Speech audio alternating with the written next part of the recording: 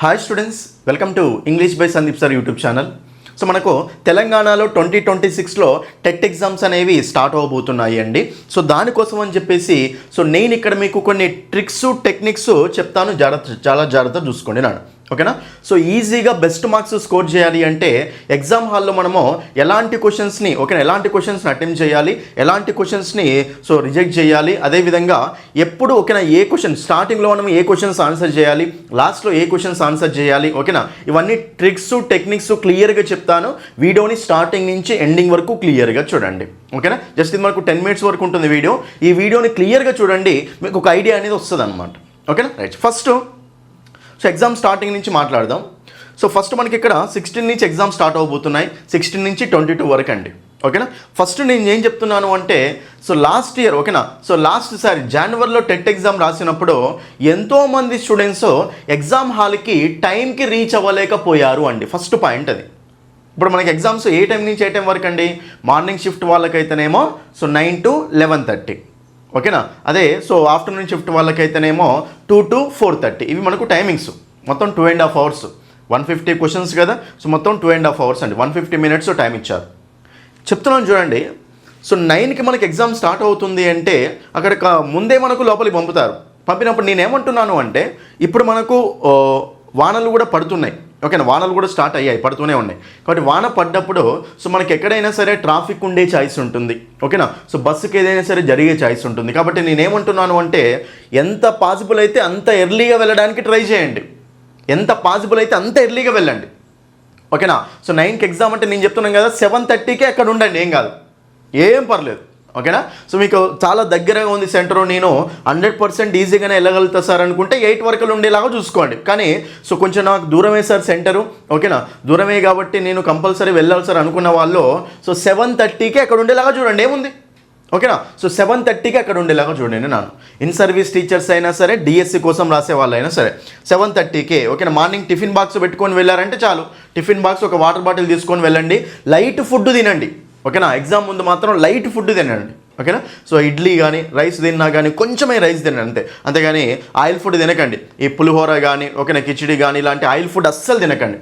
Just light food తిని వెళ్ళండి అంతే, ఓకే. లైట్ ఫుడ్ తిని వెళ్ళండి ఫస్ట్, ఓకేనా.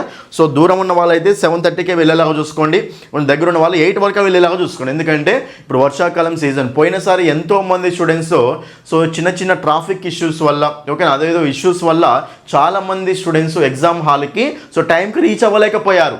1 minute లేట్ అయినా సరే వాళ్ళు మిమ్మల్ని లోపలికి పంపించారు. అది ఆన్లైన్ ఎగ్జామ్ కదా, ఆన్లైన్ ఎగ్జామ్ కాబట్టి 1 minute లేట్ అయినా సరే అస్సలు లోపలికి పంపించారు. అదొకటి. ఇంకో పాయింట్ ఏంటి అంటే నేను చాలాసార్లు విన్నది, చాలామంది చెప్పింది, సార్ అసలు నాకు ఈరోజు ఎగ్జామ్ ఉందని తెలియదు సార్ అని చెప్పారు కొంతమంది. చూడండి, మీరు ఎగ్జామ్ డేటు, ఆ టైం, ఆ షిఫ్ట్ అనేది మీ హాల్ టికెట్లో క్లియర్గా మెన్షన్ చేస్తారు. ఫస్ట్ అది చెక్ చేసుకోండి మీరు. ఇప్పుడు వస్తుంది అప్పుడు వస్తుంది కాదు.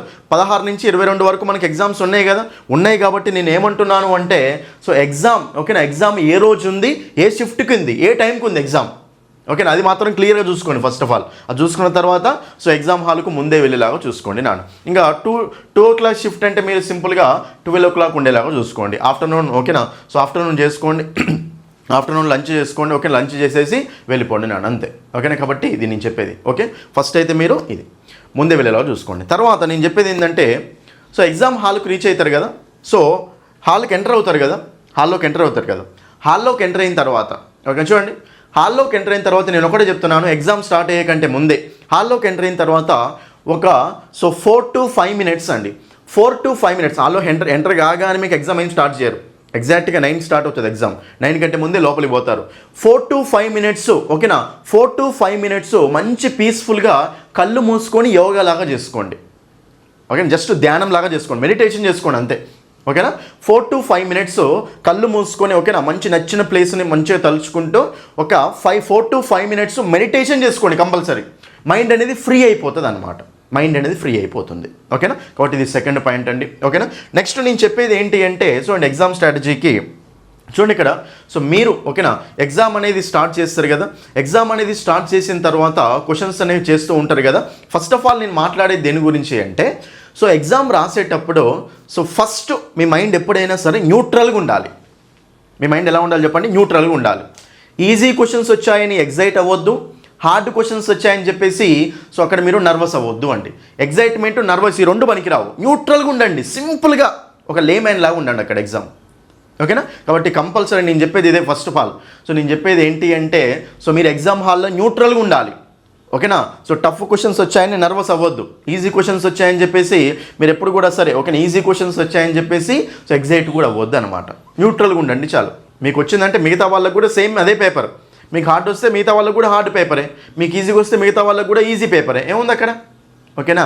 కాబట్టి మీరు ఏం టెన్షన్ పడాల్సిన అవసరమే లేదు. ఎందుకంటే ఎగ్జైట్ అయినా సరే నర్వస్ అయినా సరే మనం ఆ టెన్షన్లో మనం ఏం చేస్తామంటే తప్పు పెట్టే ఛాయిస్ ఉంటుంది. కాబట్టి అస్సలు అలా చేయకండి. ఓకేనా? ఇదొక పాయింట్. నెక్స్ట్ ఇంకోటి ఏంటంటే మోస్ట్ ఇంపార్టెంట్గా మీకు చెప్పాల్సింది ఏంటి అంటే ఫస్ట్ చూడండి. సో మనకు క్వశ్చన్స్ అనేవి ఎలా ఉంటాయంటే హార్డ్ క్వశ్చన్స్ ఉంటాయి, ఈజీ క్వశ్చన్స్ ఉంటాయి. నేను చెప్పేది ఏంటంటే ఫస్ట్ మీరు క్వశ్చన్ చదువుతారు కదా, క్వశ్చన్ చదివినప్పుడు చూడండి క్వశ్చన్ ఎప్పుడైనా సరే 2 సార్లు చదవడానికి ట్రై చేయండి. Reread the question is important. ఒకటేసారి చదివి ఆన్సర్ చేయకండి. మళ్ళీ ఇమీడియట్గా సెకండ్ రీడింగ్ ఇవ్వండి ఒకసారి క్వశ్చన్కి. సెకండ్ సారి చదివి ఆన్సర్ చేయండి. ఎందుకంటే సెకండ్ రీడింగ్లో మనకి ఇంకో ఐడియా రావచ్చు అనమాట. కాబట్టి సో సెకండ్ సారి చదివి ఆన్సర్ చేయండి నాన్న. ఇదొక పాయింట్.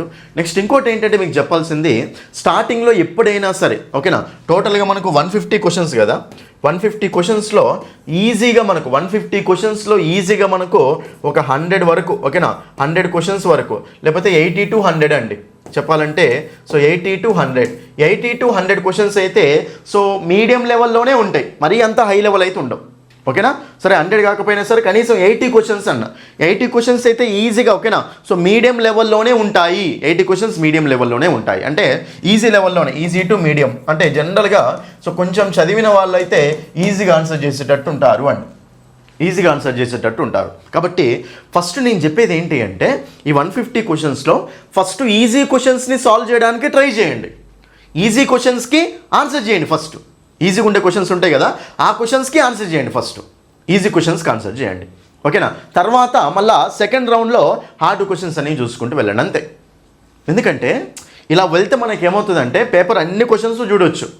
సపోజ్ ఇప్పుడు క్వశ్చన్ చూశారండి, ఫస్ట్ క్వశ్చన్ ఉంది ఈజీగా ఉంది ఆన్సర్ చేయండి, సెకండ్ క్వశ్చన్ హార్డ్గా ఉంది వదిలేయండి, సెకండ్ రీడింగ్లో మళ్ళీ రావచ్చు అనమాట. ఓకేనా? నెక్స్ట్ థర్డ్ క్వశ్చన్ ఈజీగా ఉందనుకోండి, థర్డ్ క్వశ్చన్ ఈజీగా ఉందనుకోండి, థర్డ్ క్వశ్చన్ ఈజీగా ఉంటే ఇమీడియట్గా దాన్ని చేసేయండి. ఓకేనా? ఇప్పుడు ఒక 80 క్వశ్చన్స్ అయితే ఈజీ క్వశ్చన్స్ అయిపోతాయి కదా.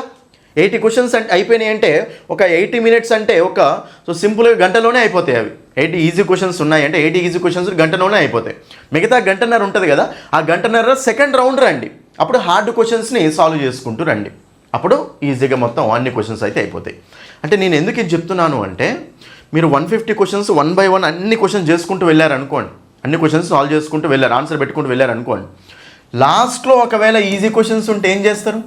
మీరు లాస్ట్ వరకు రాలేకపోయారనుకోండి, లాస్ట్లో ఈజీ క్వశ్చన్స్ ఉంటే అప్పుడు ఏం చేస్తారండి? ప్రతి సబ్జెక్ట్లో హార్డ్ క్వశ్చన్స్ ఉంటాయి, ఇంగ్లీష్ ఈజీ క్వశ్చన్స్ కూడా ఉంటాయి కదా, ఉంటాయి కాబట్టి లాస్ట్లో ఉంటే వాళ్ళన్నింటినీ చూడలేకపోతారన్నమాట. సో నేను చెప్పేది ఏంటంటే ఫస్ట్ ఈజీ క్వశ్చన్స్ అన్నీ సాల్వ్ చేయండి. ఈజీ క్వశ్చన్స్ మొత్తం సాల్వ్ చేసిన తర్వాత అప్పుడు సెకండ్ రౌండ్లో సో మీరు హార్డ్ క్వశ్చన్స్ అన్నింటినీ సాల్వ్ చేసుకుంటూ వెళ్ళండి.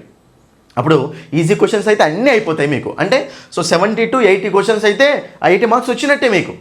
మిగతా వాటిలలో మనము ఒక సో 20 to 30 వచ్చినా సరే ఈజీగా 100 అయితే దాటిపోతుంది స్కోరు. ఓకేనా? చూడండి మీకు ఆల్రెడీ తెలుసు ఇన్ సర్వీస్ టీచర్స్ వాళ్ళు ఓకేనా సో మీకు ఆల్రెడీ ఓకేనా ఎన్ని మార్క్స్ క్వాలిఫై అవ్వాలో తెలుసు అండి. సో నేను అనేది ఏంటి అంటే సో మీరు కంపల్సరీ క్వాలిఫై అవ్వాలి ఇన్ సర్వీస్ టీచర్స్ వాళ్ళు, సుప్రీంకోర్టు నుంచి జడ్జిమెంట్ వచ్చింది. ఓకేనా? కాబట్టి కంపల్సరీ క్వాలిఫై అయిపోవాలి. నెక్స్ట్ అదేవిధంగా డిఎస్సి టెట్ కోసం రాసే వాళ్ళు అయితే 100+ ఉండాలి మీ స్కోరు. కాబట్టి ఇలాంటి స్ట్రాటజీస్ మీరు వర్కౌట్ చేయాలి. ఓకేనా? ఇది ఒకటి గుర్తుపెట్టుకోండి. ఓకే? సో ఫస్ట్ అయితే ఈజీ క్వశ్చన్స్ అన్ని సాల్వ్ చేయండి ఫస్ట్ రౌండ్లో. సెకండ్ రౌండ్లో అప్పుడు మీరు hard questions high level questions దగ్గరికి వెళ్ళి వాటన్నిటిని సాల్వ్ చేసుకుంటూ వెళ్ళండి. That's it. అర్థమైంది కదా? ఇవి నేను చెప్పాల్సిందండి. ఓకేనా? ఇది అర్థమైంది కదా మీకు? ఈ టెక్నిక్ అయితే అర్థమైంది కదా? సో ఇవ్వండి. సో నేను చెప్పేది ఏంది ఇప్పుడు ఏమైనా చెప్పాను అంటే ఫస్ట్ ఎగ్జామ్ హాల్కి ముందే గంటన్నర ముందే వెళ్ళేలాగా చూసుకోండి. ఇంకా మినిమం ఓకేనా గంటన్నర ముందే వెళ్ళేలాగా చూసుకోండి. ఓకే? ఎందుకంటే మనకి ఏ టైం ఎట్లుంటుందో తెలియదు. యాక్సిడెంట్ అయినా కానీ ఏదైనా రోడ్ ఇష్యూ అయినా సరే వాన ఫుల్గా వచ్చినా సరే మనము లేట్ అవుతుంది. మన రీజన్స్ అయితే వాడు పట్టించుకోడు కదా. మనకు అవసరం లేదు కదా, కాబట్టి గంటన్నర ముందే అక్కడ ఉండేలాగా చూసుకోండి. నాన్న దూరం ఉన్న వాళ్ళైతే 2 గంటల ముందే ఉండేలాగా చూసుకోండి. ఓకేనా? సో మీరు ఏమేమి క్యారీ చేయాలి అన్నీ తీసుకెళ్ళండి. హాల్ టికెట్, ఓకేనా, ఐడి ప్రూఫ్, ఓకే, సో మీ దగ్గర, ఓకేనా, సో అవన్నీ తీసుకొని వెళ్ళండి compulsory. Hall ticket, ID proof అయితే కంపల్సరీ. ఏమన్నా ఐడి ప్రూఫ్ అక్కడ మిస్ మ్యాచ్ ఉంటే ఫొటోస్ కూడా తీసుకెళ్ళండి, పేరు సరిపోతుంది. ఓకేనా? దాని తర్వాత ఎగ్జామ్ హాల్కి లోపలికి వెళ్ళిన తర్వాత అయితే 4 to 5 minutes అయితే మెడిటేషన్ చేయండి, కంపల్సరీ మెడిటేషన్ చేసుకోండి. ఓకేనా? దాని తర్వాత మీరు ఎగ్జామ్ హాల్లో నర్వస్గా ఉండొద్దు, ఎగ్జైట్మెంట్ తోటి కూడా ఉండొద్దు అనమాట.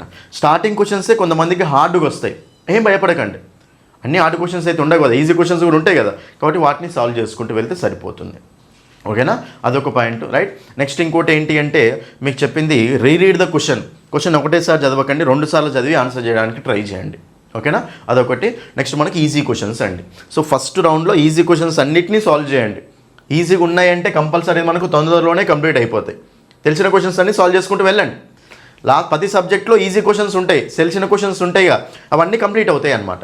సెకండ్ రౌండ్లో హార్డ్ క్వశ్చన్స్ చేసుకుంటూ వెళ్తే సరిపోతుంది అనమాట. ఈజీ క్వశ్చన్స్ అయితే మీరు ఈజీగా ఒక 80 క్వశ్చన్స్ ఉన్నాయనుకోండి, ఈజీగా మీరు వాటిని 1 గంటలో సాల్వ్ చేసేస్తారు. ఈజీ క్వశ్చన్స్ కదా, ఏమంటే అయిపోతాయి. హాఫ్ మినిట్ కంటే ఎక్కువ కూడా ఏం పట్టదు. మిగతా టైం మొత్తం హార్డ్ క్వశ్చన్స్కి సెకండ్ రౌండ్లో కంప్లీట్ అవుతాయి. ఓకేనా? ఇదండి మీకు చెప్పాల్సింది. ఎగ్జామ్ స్ట్రాటజీ అనేది మనకు ఇలా ఉండాలి. Okay, right. ఎనీవే మనకు దీని తర్వాత మీకు ఆల్రెడీ తెలిసిందే మన ఇంగ్లీష్ క్లాసెస్ చూడండి. సో మీరు కనుక ఓకే ఏమైనా ఇంపార్టెంట్ టాపిక్స్ కవర్ చేయాలి, ఏదైనా మిస్ మ్యాచ్ అవుతుంది, ఓకేనా, మిస్ అవుతుంది అనిపిస్తే మాత్రం మీరు మన ఇంగ్లీష్ బై సందీప్ సార్ యాప్ని డౌన్లోడ్ చేసుకొని అందులో మీకు 120 రూపీస్కే 20 days వ్యాలిడిటీ కోర్సు పెట్టాను. 120 రూపీస్కే 20 days వ్యాలిడిటీ కోర్సు పెట్టాను. కావాలంటే ఈ కోర్సు తీసుకొని ఇంపార్టెంట్ టాపిక్సే వినండి. ఆల్రెడీ ఇంపార్టెంట్ టాపిక్స్ మన యూట్యూబ్లో వీడియో పెట్టాను నేను, ఆ టాపిక్స్ వినండి. ఓకేనా? అంటే tenses, active voice, passive voice, direct speech, indirect speech, question tags, okay, adjectives, articles, ఇవి కొన్ని ఉన్నాయి కదా, ఈ టాపిక్స్ కవర్ చేసుకోండి. మీరు టెస్ట్ సిరీస్ రాయాలనుకుంటే ఇదైతే బెస్ట్ అండి. ఇంకా టెస్ట్ సిరీస్ అయితే కంపల్సరీ తీసుకోండి. మొత్తం 15 మోడల్ పేపర్స్ ఉన్నాయి ఇక్కడ. 15 మోడల్ పేపర్స్ ఎగ్జామ్స్ రాయొచ్చు అనమాట. అంటే ఏ క్వశ్చన్స్ వస్తాయో మీకు క్లియర్గా అర్థమవుతుంది. సేమ్ ఇదే ప్యాటర్న్లో వస్తాయి మీ క్వశ్చన్స్. నేను ఏవైతే టాపిక్స్ మీద క్వశ్చన్స్ ఇచ్చానో మీకు టెస్ట్ సిరీస్లో సేమ్ అవే మోడల్లో క్వశ్చన్స్ అనేవి వస్తాయి. వాటి టెస్ట్ సిరీస్లో మీరు 15 మోడల్ పేపర్లు అంటే ఎన్నో క్వశ్చన్స్ కవర్ అవుతాయి. అక్కడ ప్రతి మోడల్ పేపర్లో 30 క్వశ్చన్స్ ఉంటాయి. ఓకేనా? ఇంగ్లీష్కి 30 క్వశ్చన్స్ ఉంటాయి. సో కాబట్టి ఇక్కడ మనకు మొత్తం 450 క్వశ్చన్స్ అనమాట. 450 క్వశ్చన్స్ కవర్ అవుతాయి. ఆ క్వశ్చన్స్తో పాటు టెస్ట్ రాసిన తర్వాత ఎక్స్ప్లెనేషన్ కూడా ఉంటుంది. టెస్ట్ ఎక్స్ప్లెనేషన్ చూసేటప్పుడు సో మీకు ఇంకా అడిషనల్ కాన్సెప్ట్స్ కూడా కవర్ చేశాను అనమాట. అది చూసుకుంటే సరిపోతుంది అండి. కాబట్టి ఓన్లీ 49 రూపీస్కే పెట్టాను మీకు అది టెస్ట్ సిరీస్ కోర్స్ అనేది. ఆ 49 రూపీస్ కోర్సు తీసుకొని టెస్ట్లు రాయండి, ఎక్స్ప్లెనేషన్ వినండి. ఇంపార్టెంట్ టాపిక్స్ ఉంటే ఈ కోర్సు తీసుకొని కవర్ చేయండి. మన యాప్ నేమ్ తెలుసు కదా, ఇంగ్లీష్ బై సందీప్ సార్ యాప్లో ఇవన్నీ అవైలబుల్గా ఉంటాయి. అర్థమైంది కదా ఇది. ఇంకో పాయింట్ నేను చెప్పాల్సింది ఏంటి అంటే సో మన యూట్యూబ్ ఛానల్లో మీకు ర్యాపిడ్ రివిజన్ క్లాసులు చేశాను. ర్యాపిడ్ రివిజన్ క్లాసులు చూడండి. ఓకేనా? తర్వాత మోడల్ పేపర్స్ అని చేశాను, ఆ మోడల్ పేపర్స్ కూడా చూడండి. కొన్ని ప్రీవియస్ క్వశ్చన్స్ కూడా చేశాను, ప్రీవియస్ క్వశ్చన్స్ కూడా చూడండి. ఈ తక్కువ టైంలో యూట్యూబ్ అయితే కంపల్సరీ చూడండి. యూట్యూబ్ తర్వాత చూడండి, ఫస్ట్ అయితే టెస్ట్ సిరీస్ రాయండి. రాస్తూనే ఉండి టెస్టులు రోజుకు 2, 3, 4 అయినా రాయండి. టెస్ట్ సిరీస్ రాసి యూట్యూబ్ క్లాసులు అయితే కంపల్సరీ వినండి. దాని తర్వాత ఏమైనా టాపిక్స్ పెండింగ్ ఉన్నాయనిపిస్తే ఈ 120 రూపీస్ కోర్సు తీసుకొని ఆ పెండింగ్ టాపిక్స్ కవర్ చేయండి. దట్స్ సరిపోతుంది. ఓకేనా? ఇదండి, ఇది మీకు ఎలా అటెంప్ట్ చేయాలి, ఓకేనా, స్ట్రాటజీ ఎలా ఉండాలి అని చెప్పేసి మీకు ఈ వీడియో చేస్తున్నాను అనమాట. అస్సలు భయపడకండి, లైట్గా. ఓకేనా? సో మీరు అస్సలు టెన్షన్ ఏం పడకండి, ఈజీగా క్వాలిఫై అయిపోతారు. ఇన్ సర్వీస్ టీచర్స్ వాళ్ళైతే మీరు కొంచెం మంచిగా చేసుకున్నారంటే ఇంగ్లీష్లో 25 దాకా ఈజీగా వచ్చేస్తాయి. ఎంతోమంది స్కోర్ చేశారు 25+. మీరు కూడా స్కోర్ చేస్తారు. ఏం భయపడకండి అస్సలు. ఎగ్జామ్కి వెళ్ళండి, కూల్గా రాయండి, చాలా అంతే.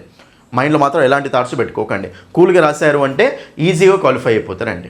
ఓకేనా? ఇది మీకు ఎగ్జామ్ స్ట్రాటజీ. సో చెప్పాను కదా అన్నీ మీకు. సో ధ్యానం, మెడిటేషన్ చేసుకోండి, కూల్గా ఉండండి, సెకండ్ టైం క్వశ్చన్ చదవండి, ఈజీ క్వశ్చన్ సాల్వ్ చేయండి. అన్నిటికంటే ముందు సో అన్నీ ఏది మర్చిపోకండి, తీసుకెళ్లాల్సినవి. ఓకేనా? అన్నీ తీసుకెళ్ళండి టైంకి. ఓకేనా? చాలా అంటే చాలా ముందు, ఎంతంటే అంత పాసిబుల్ ముందు చూసుకోండి, సరిపోతుంది. నాన్న ఎగ్జామ్ ఏ రోజు ఉందో, ఏ షిఫ్ట్లో ఉందో కూడా చూసుకోండి. ఓకేనా? థ్యాంక్ యూ అండి. ఓకే, సో మీకోసం వీడియోస్ అయితే చేశాను నేను. మంచిగా రాస్తారు అని ఆశిస్తున్నాను. ప్రతి ఒక్కరూ ఓకేనా బెస్ట్ మార్క్స్ సాధిస్తారు ఈ టెట్లోనే ఆశిస్తున్నాను. ఎందుకంటే డిఎస్సిలో 1 మార్క్, హాఫ్ మార్క్ తోటి జాబ్ కోల్పోయిన వాళ్ళు ఎంతోమంది ఉన్నారు. టెట్లో ప్రతి మార్క్ ఇంపార్టెంట్.